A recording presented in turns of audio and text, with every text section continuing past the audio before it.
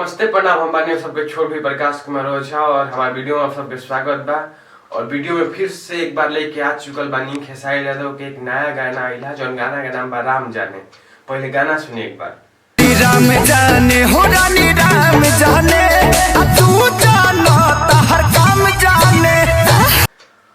और बात करी गाना के बाद तो गाना का एकर म्यूजिक है भाई। खेसारी यादव एकदम लूट ले एकदम गजब म्यूजिक बा। अरे लूट लिया जा भाई आपने, लूट लिया। और ये गाना यूट्यूब पर ट्रेंड करे के चाहे खेसारी यादव की। और खेसारी यादव का हमारा ई लाइन बहुत अच्छा लागल जो है। लाइन देखी, लाइन सुने एक बार।